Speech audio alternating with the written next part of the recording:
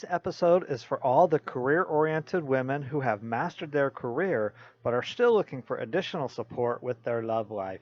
I'm excited to welcome back, once again, relationship and dating coach and mentor Felicity Steiner, who today is diving deeper into how professional career women can move beyond the hurdles of dating and settle into a loving, happy, healthy relationship. Felicity has guided hundreds of women along their path to find the one, and the tips, insights, and lessons learned she can offer are invaluable. In this episode, you'll learn what is keeping you as a career professional woman from settling into a long and happy, healthy relationship, and what some of the changes you need to make are, and how you can go about making those changes. Okay, welcome everybody. Thanks so much again for being here. This is the Be Well, Be Safe, Be Happy, Eat Ice Cream podcast. And back with us again is Felicity. Felicity, we were just talking, it's been about a year, but welcome back to the show again. How are you doing? What's new in your life? Yeah, thank you very much, Brad. I am so happy to be back after this long year. Thank you for having me back. I'm really honored. Yeah, So, absolutely. And just real quick, anybody listening right now, go check out episode number 39 of the Be Well, Be Safe, Be Happy, Eat Ice Cream podcast. That was Felicity's first episode. And we're back again because I love to have guests come back. And Felicity, you are, if our listeners don't know, a kind of a relationship coach, helping women in particular to become the one, to find the one, I guess, for lack of a better word. So what's going on in your world? What are some of the common things that you see with the women that you work with, and how do you help them to find the one? oh, that's a great question. Yep. So I am a dating and relationship coach and mentor for successfully self-led, ambitious women who've Okay. got it together in their career and their professional life, but in the relationship arena, it's not quite happening. Okay. I can relate to that, but continue. Oh yeah, a lot of people can. And so one of the things I find the most with these incredible women is the fact that they're so successful in their career and they're so driven and they're so passionate about what they do. And a lot of them are entrepreneurs as well, is that they're constantly in a masculine driven energy.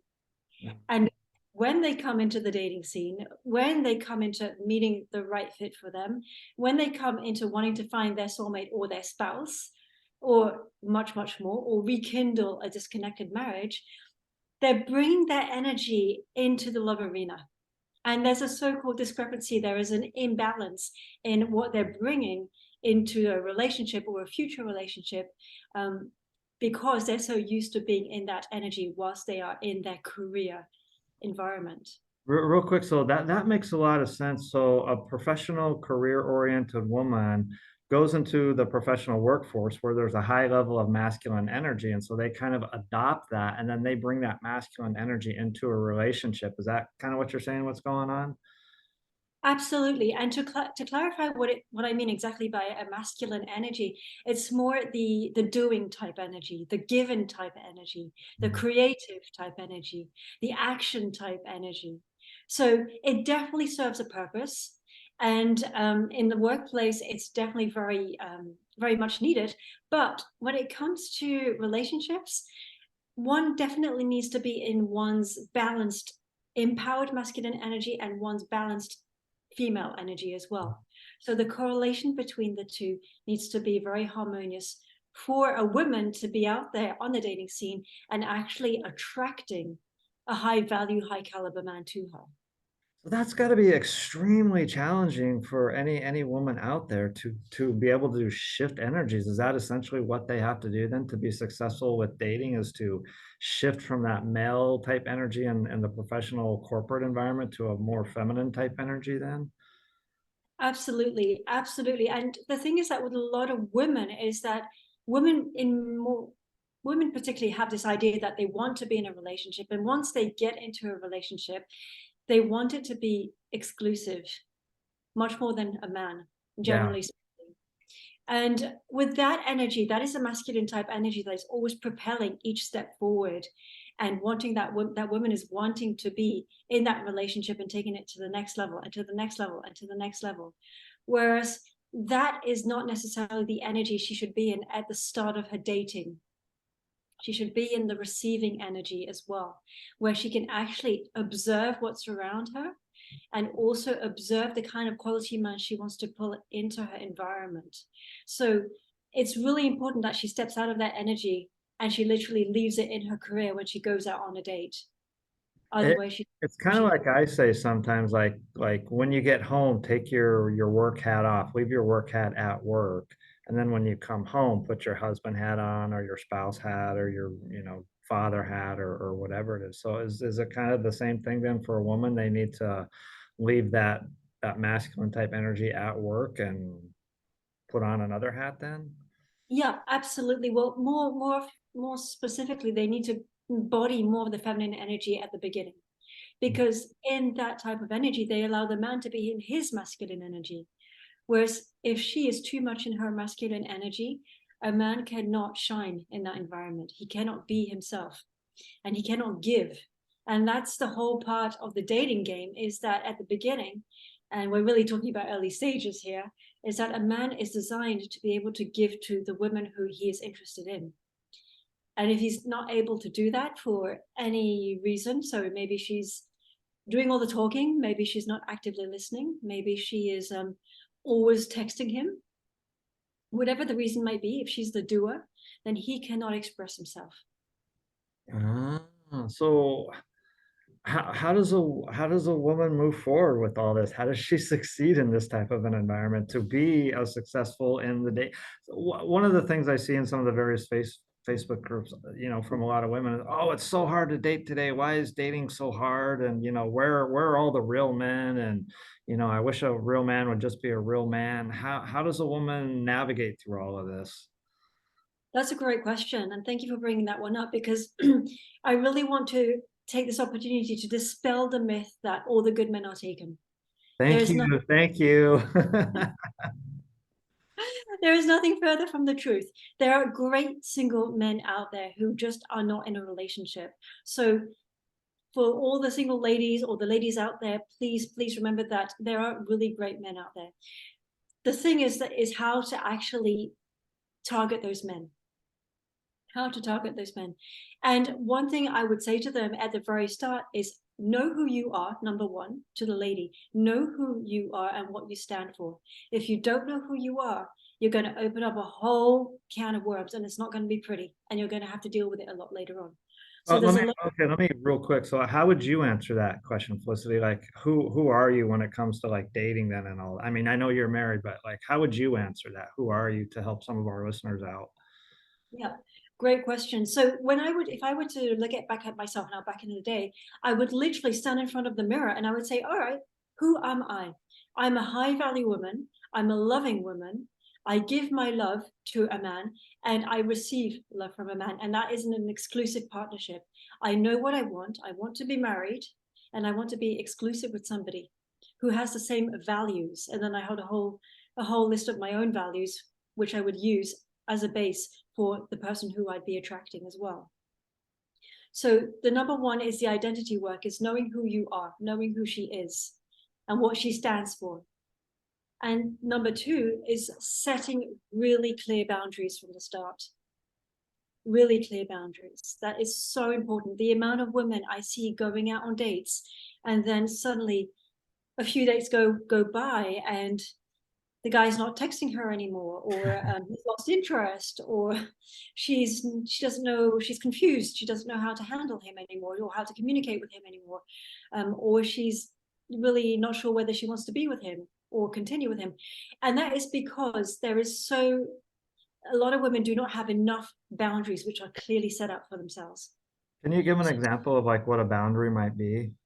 yeah, absolutely. So I would say to a woman, how would you like to be treated in a relationship? First of all, what kind of relationship do you want and how would you like to be treated? And then once I have her answer, I say to her, make that your boundary so that you can be treated back in that respect. So how would you like to be treated? How will you treat somebody? And make sure it mirrors how you get to be treated back. So for example, I'll take myself as an example. Way back in the day when I was dating, I am somebody who's always on time. If I had a date, I was on time. If I was dating somebody, I was always on time.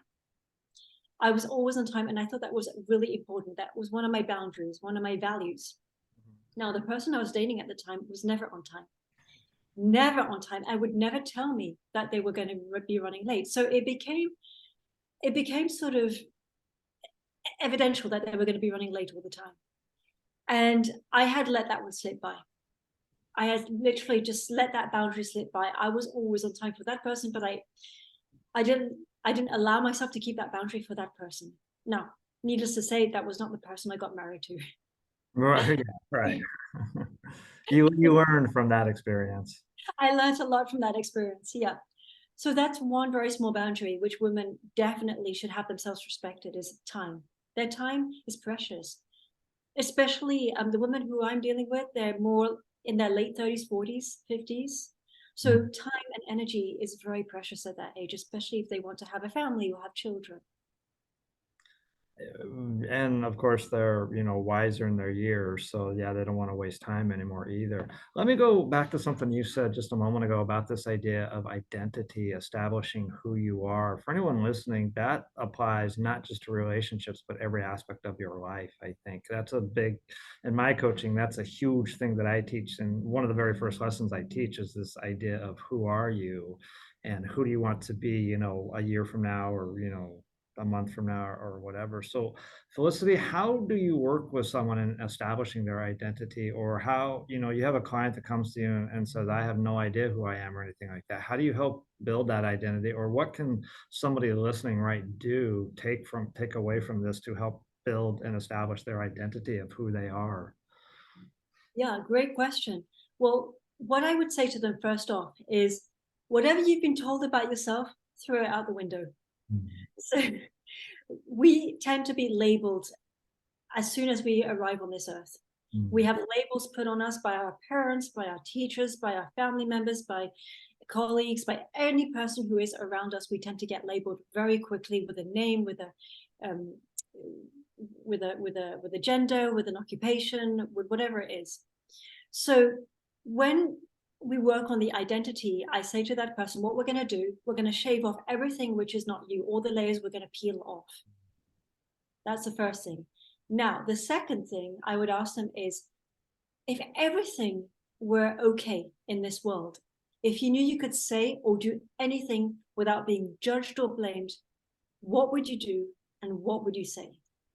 If everything was possible for you and nobody was judging you, what would you do and what would you say?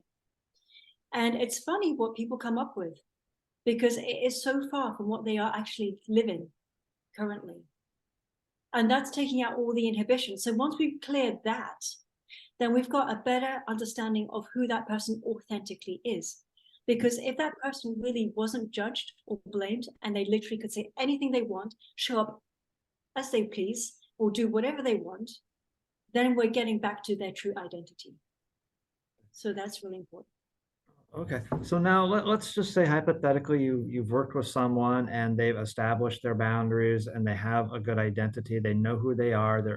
They've attracted the one. They're in a relationship now. Now, getting into a relationship, for me, my personal opinion, I think is the easy part.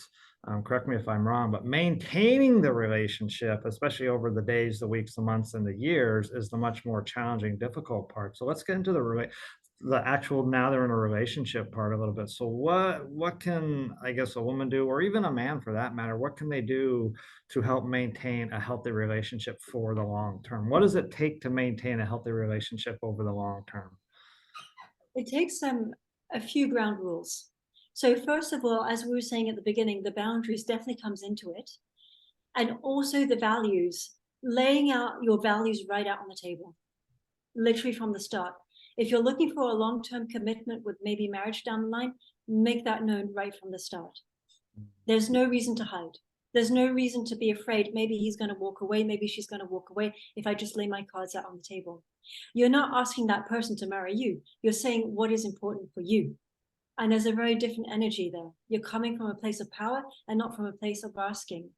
So know what you want going into the relationship then. Absolutely. And don't settle for less. That's the first thing.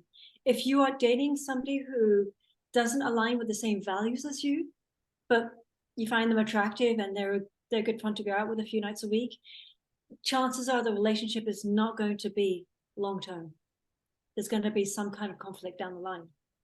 Let me ask real quick, because I think from a female perspective, that makes sense. From a male perspective, part of the issue we have is we don't know what we want going into a relationship. And so I'm sure that causes a lot of confusion and craziness for a woman. So how does she deal with that? Or how can a man, yeah, or even a man, how can a man approach this situation also? Communication is key. So really the communication a man can have with himself. So checking his feelings. How does he feel about this particular woman he's going out on a date with or that he started seeing? And really owning his feelings, really trusting his feelings as well. If he's thinking to himself, okay, well, I would like to get to know her better, that's fine. That's fine. So let it be, let it happen organically, and take the actions in order to do that.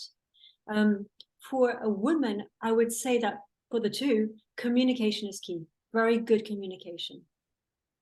So So how does a woman, so I'm trying to think, because I've been in these different Facebook groups and these are some of the frustrations they express. One of the things that always comes up for a woman is the man always wants sex. He just wants sex. That's it. It's all about that, a hookup or something like that. So how does a woman navigate that? Like just be clear and upfront right away, or?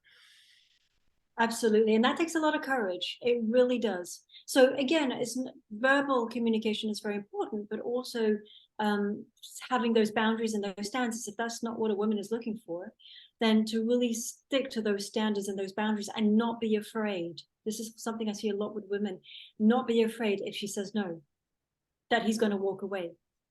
And for each and every woman out there, if she's afraid and if he walks away, I want her to go and celebrate herself, because if he does walk away, it means he wasn't the right person for you. A quality man, a high value caliber man, who wants a long-term relationship with that particular woman, he's not going to walk away after a week or two because there hasn't been any sexual contact. And so from, again, trying to think from a woman's point of view, if the guy does walk away, it's not meant to be or whatever, that's fine. Obviously that's to her benefit. But I've seen a lot of women get in the mindset, well, when is the right guy ever going to show up? So how do you navigate that situation where they're tired, they're frustrated, they're just, they want the one to show up, but it's still not happening or whatever. I want to ask them, in what space are they putting themselves? Where are they going out? Who are they talking to? Who are the set of friends they're hanging out with? What is their environment? Because once we get a better idea on what their environment is, then that will actually answer more specifically that question. But if a woman is saying, where is he? Why is he not here?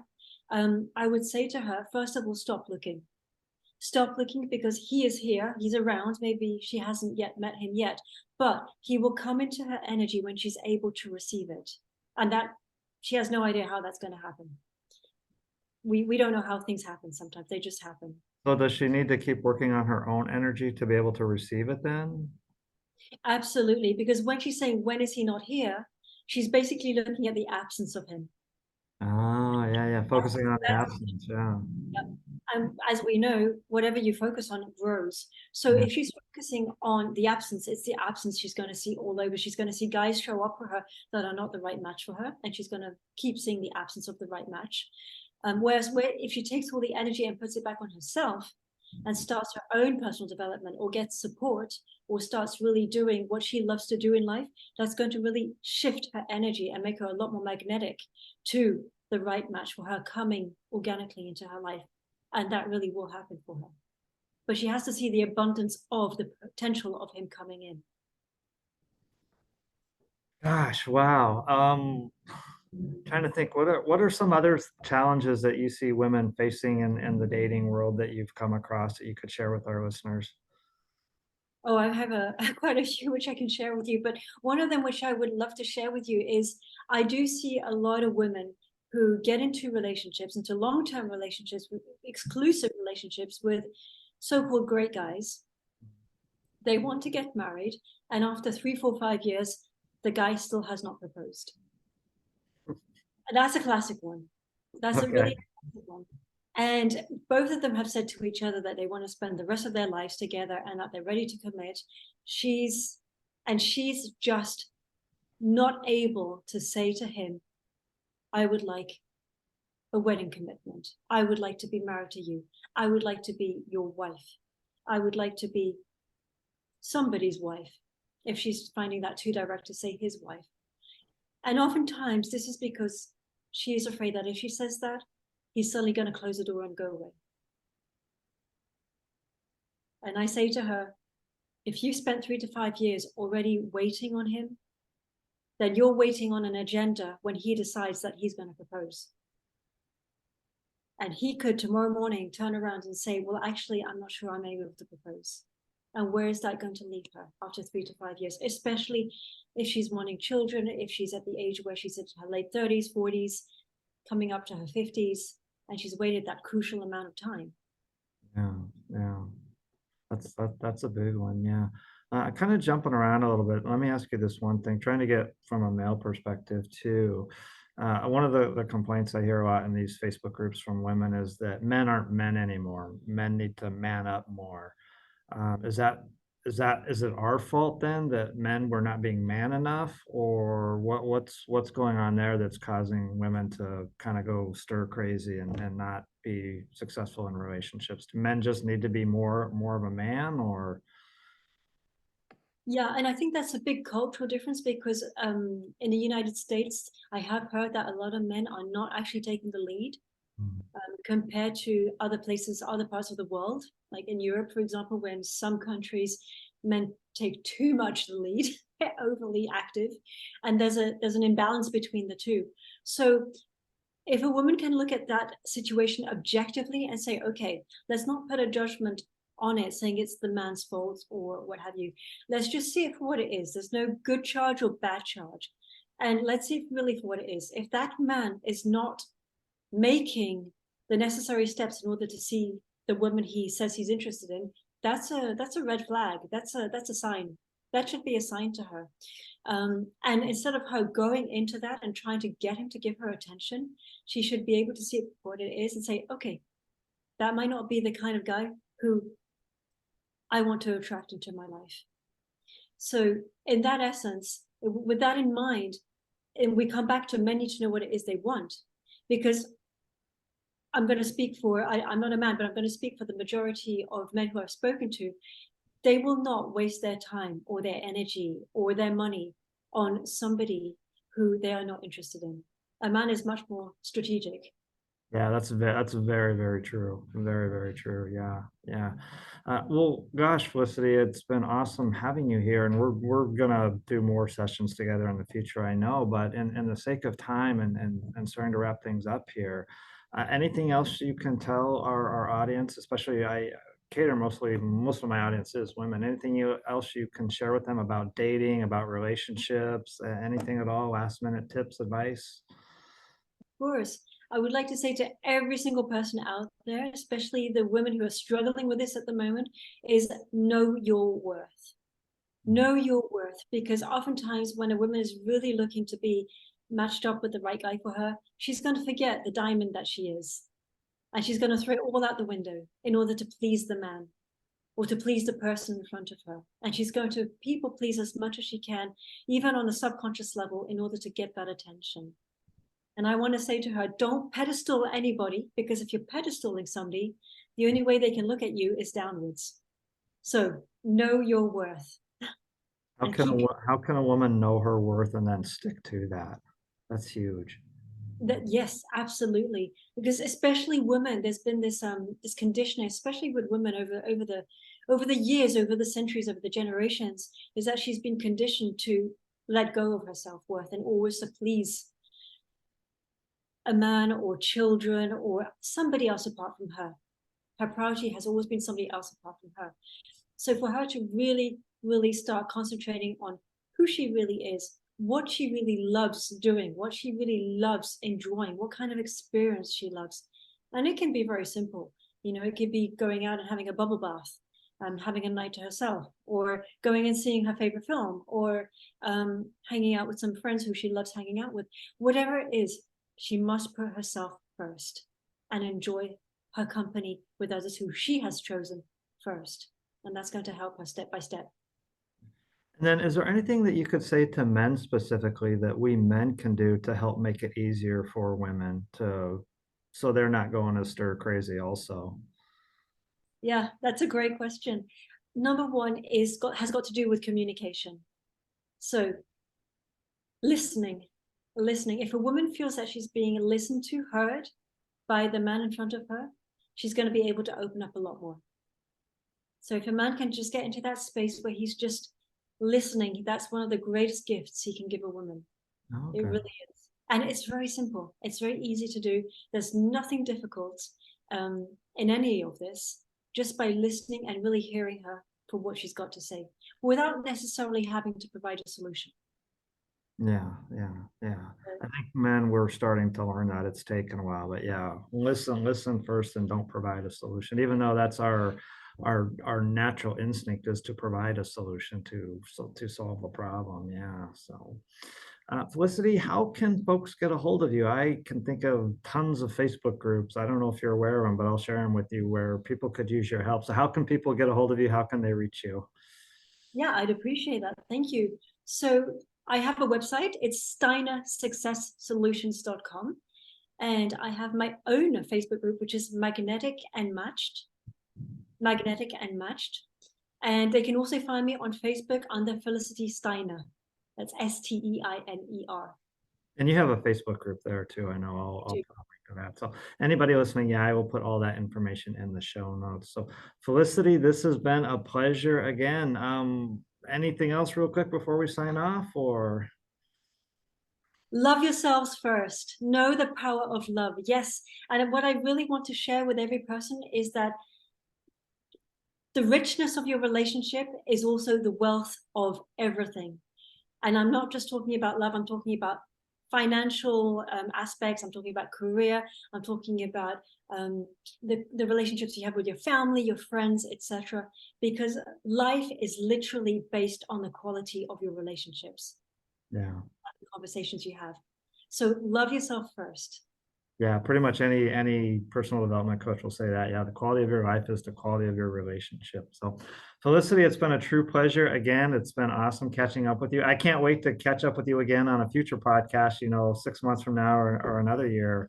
It's always fun to catch up with past guests. And for anyone listening right now, I would super appreciate it if you would hit that subscribe button and leave me a 5-star review wherever you do listen to podcasts, and share this episode far and wide. A lot of good stuff today about healthy relationships, about dating, about women, what you can do to step more into your feminine energy and to know your worth, know your identity, and be who you are.